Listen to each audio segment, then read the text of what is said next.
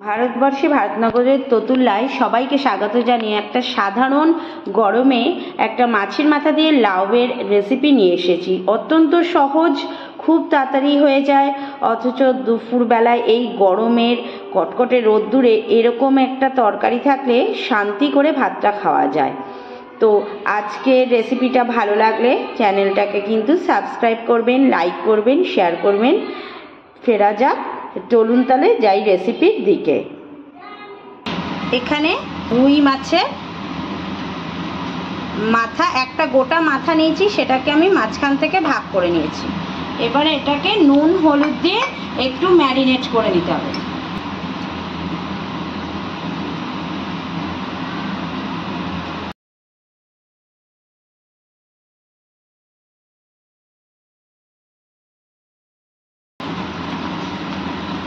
ভালো করে নুন হলুদটা মাছের মাথার মধ্যে মাখিয়ে নেব, ব্যাস, আর কিছুই না। অত্যন্ত সহজ রান্না, সুন্দর করে মাখানো হয়ে গেল।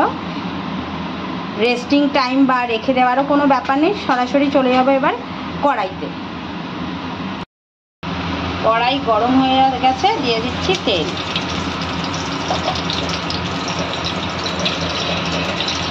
আর একটু তেল দেব।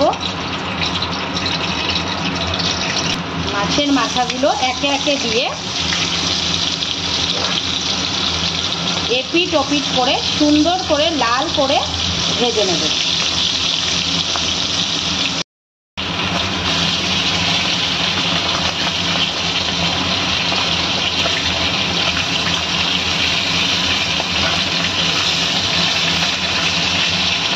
মাছের মাথাগুলো ভাজা হয়ে গেছে, তুলে ফেললাম।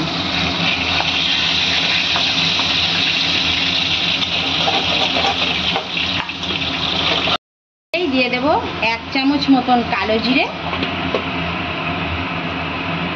3টে কাঁচা লঙ্কা চেরা। ফোড়নটা একটু গন্ধ আসা পর্যন্ত হালকা একটু ভেজে নেব।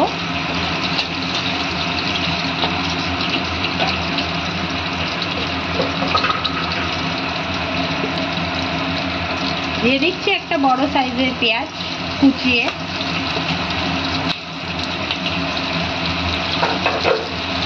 পেঁয়াজটা একটু গোলাপি হওয়া পর্যন্ত ভাজবো, অতিরিক্ত ভাজার কোনো দরকার নেই, হালকা গোলাপি হওয়া পর্যন্ত কিন্তু পেঁয়াজটা একটু ভেজে নেব। দিয়ে দেব এবার মাছের মাথা।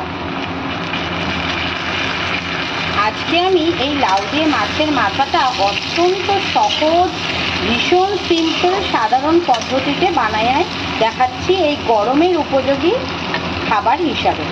মাছের মাথাটা দেওয়ার সঙ্গে সঙ্গে আমি দিয়ে দিচ্ছি লাউ।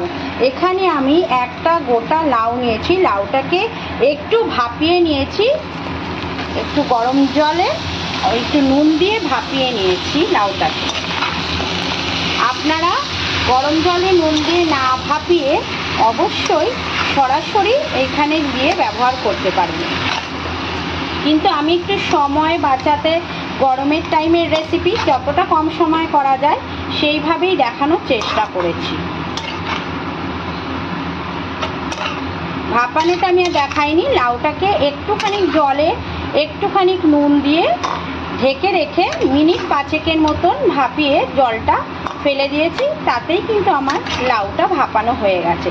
তার ফলে কি হবে, এখন আমার কিন্তু রান্না করতে অনেকটাই সুবিধে হবে, অতটা জলও উঠবে না এবং খুব তাড়াতাড়িও রান্নাটা হয়ে যাবে।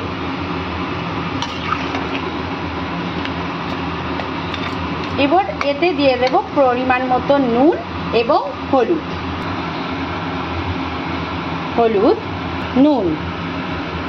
নুনটা অবশ্যই যে যার স্বাদ অনুযায়ী দেবেন। দিয়ে ভালো করে একটু নাড়িয়ে নেব। আর এখানে আরও একটু লঙ্কা চিড়ে আমি দেব, একটু ঝাল ঝাল ভালো লাগবে। শুকনো লঙ্কা কিন্তু আমি এখানে ব্যবহার করছি না, স্বাস্থ্যের কথা, এবং গরমে আমরা তো খুব বেশি কষা বা শুকনো লঙ্কা ব্যবহার করি না আমার বাড়িতে, তো কাঁচা লঙ্কাই ব্যবহার করছি। প্রথমে ফোড়নের সময় দিয়েছিলাম, এখন কিন্তু আমি আরেকটু কাঁচা লঙ্কা দিয়ে এটা ঢেকে রেখে দেব। ঝালের জন্য দিয়ে দিলাম আরও 4-5টা কাঁচা লঙ্কা চিড়ে। এবারে ভালো করে একটুখানি নাড়িয়ে দিয়ে আমি এখানে মাছের মাথাগুলো এখনই ভাঙছি না, মাছের মাথাগুলো একটু নিচের দিকে চেপে দিয়ে ওপরে লাউটা দিয়ে আমি এটাকে এখন ঢেকে রাখবো মিনিট 2-3। তাতে কি হবে, মাছের মাথাটা কিন্তু সুন্দর সেদ্ধ হয়ে নরম হয়ে যাবে এবং মাছের মাথার যে একটা গন্ধ বা স্মেল সেটাও কিন্তু লাউয়ের মধ্যে সম্পূর্ণরূপে সুন্দর করে ঢুকে যাবে। এইটাকে আমি আর কিছু নাড়াচ্ছি না, এখন আমি ঢাকনা দিয়ে এটাকে ঢেকে দেব মিনিট 3-এর জন্য। তাতে কি হবে, মাছের মাথাটা সুন্দর সেদ্ধ হয়ে যাবে। তখন আমি আমার মাছের মাথাটা ভেঙে এর সঙ্গে মেখে দেখাচ্ছি।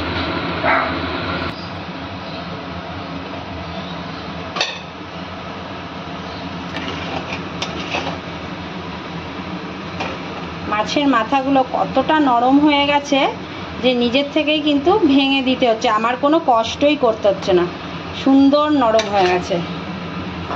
এই যে সুন্দরভাবে ভেঙে যাচ্ছে মাছের মাথাগুলো। এবারে গ্যাসের ফ্লেমটা লো টু মিডিয়ামে করে দেব। এরমভাবে করলে সময়ও লাগবে না। আর মাত্র 2টো জিনিস দিয়ে আমি মাছের মাথা দিয়ে লাউ শেষ করব।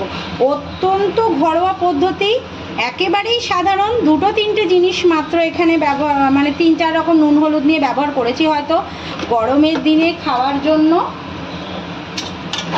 বেশি কষাইও নি, বেশি মানে মশলাপাতিও দিইনি, আমি লঙ্কার গুঁড়োরও ইউজ করিনি, সেইভাবেই রান্নাটা করেছি। চিনি দিচ্ছি, হ্যাঁ একটুখানি 1 চামচ মতো চিনি দিলাম, যেহেতু লাউ বলে কথা। তো যারা চিনিটা পছন্দ করছেন না মাছের মাথা দিয়ে তারা এটাকে স্কিপ করে যেতে পারেন। আমি দিলাম, আমাদের একটু নুন আর নুনটারও ব্যালেন্সটা হয়ে যায় এবং খেতেও বেশ ভালো লাগে।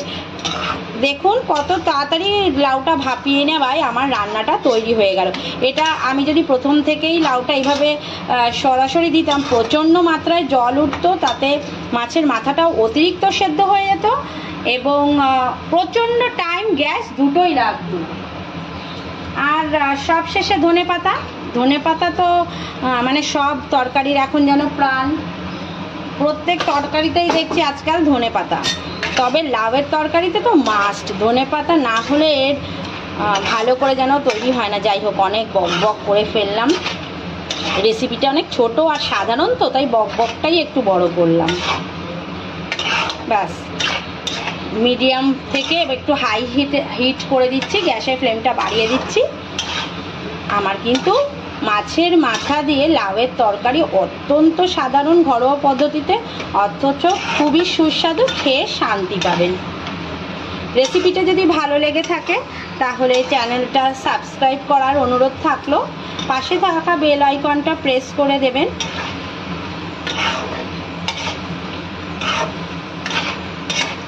এবার আমি গ্যাসের ফ্লেমটা বন্ধ করে দিয়ে এটা ডিশ আউট করে আপনাদের দেখাচ্ছি। তৈরি হয়ে গেল মাছের মাথা দিয়ে লাউ। তাহলে ঘরের কত দুটো একটা জিনিস দিয়ে, উপকরণ দিয়ে তৈরি হয়ে গেল কত সাধারণ একটা লাউয়ের তরকারি। তো আবার একটা নতুন রেসিপি নিয়ে ফিরবো। আর সকলেই ভালো থাকবেন, আগাম দিনেগুলো ভগবানের কাছে কামনা করি। আজকের এই রেসিপিটা আশা করি সকলের ভালো লেগেছে এবং সকলেই এই ভিডিওটা দেখার জন্য ধন্যবাদ। ফিরবো নতুন রেসিপির সাথে। নমস্কার।